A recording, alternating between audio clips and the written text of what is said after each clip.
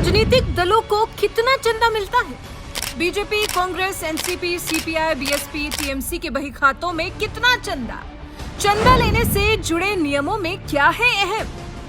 देश में आम चुनाव तो अभी दूर है, लेकिन लग रहा है मानो राजनीतिक दलों के साथ साथ तैयारियां चुनाव आयोग ने भी शुरू कर दी है। तैयारी ऐसी कि चंदे की राशि को लेकर नियम कायदे ऐसे बने कि राजनीतिक पार्टियां इसमें भ्रष्टाचार न कर पाए, क्योंकि मोदी योगी सरकार की भ्रष्टाचार को लेकर है जीरो टॉलरेंस की नीति। भ्रष्ट लोगों को कोई रियायत नहीं है, फिर चाहे वो कोई भी हो।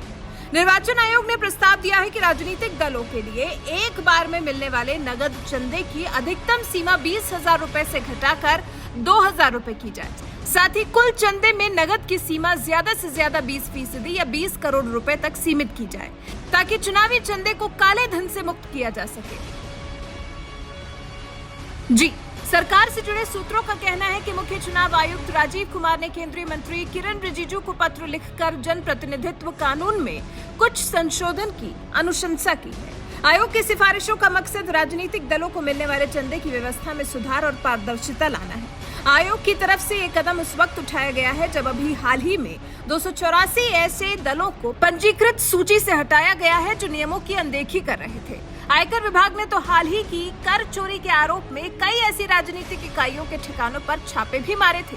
सूत्रों से मिली जानकारी के मुताबिक निर्वाचन आयोग ने इसकी पैरवी की है कि राजनीतिक दलों को एक बार में मिलने वाले नगद चंदे की अधिकतम सीमा को 20,000 रुपए से घटाकर 2,000 रुपए किया जाए। आयोग ने सिफारिश ये भी की है कि किसी भी राजनीतिक दल को मिले कुल चंदे में नगद अधिकतम 20% या 20 करोड़ रुपए होना चाहिए। निर्वाचन आयोग ये भी चाहता है कि चुनावों के दौरान उम्मीदवार चुनाव के लिए अलग से बैंक खाते खोलें और सारा लेन देन इसी खाते से हो और चुनावी खर्च के ब्यौरे में इसकी जानकारी दी जाए।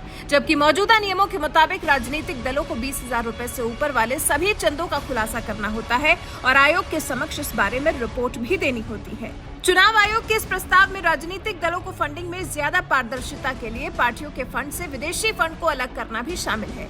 साथ ही राजनीतिक दलों को 20,000 रुपए या उससे ज्यादा के नगद चंदे का ब्यौरा पोल वॉच डॉग को देना होगा, जिसमें वो संस्था भी शामिल है जिससे उन्होंने ये चंदा लिया है। लेकिन अब जब इस राशि को घटाकर 20,000 रुपए से 2,000 रुपए करने पर विचार किया जा रहा है, तो यकीनन इससे भारी भरकम चंदा लेने वाली राजनीतिक पार्टियों की परेशानी बढ़ने वाली है।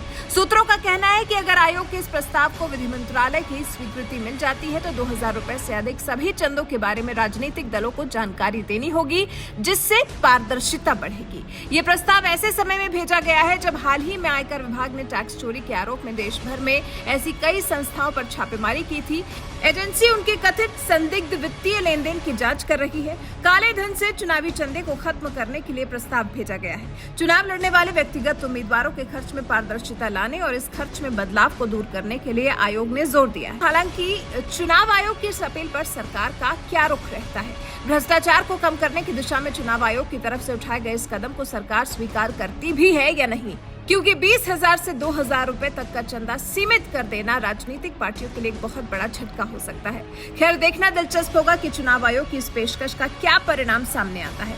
वैसे चुनाव आयोग की इस पेशकश पर आपका क्या कुछ कहना है? कमेंट कर हमें अपनी राय जरूर बताएं।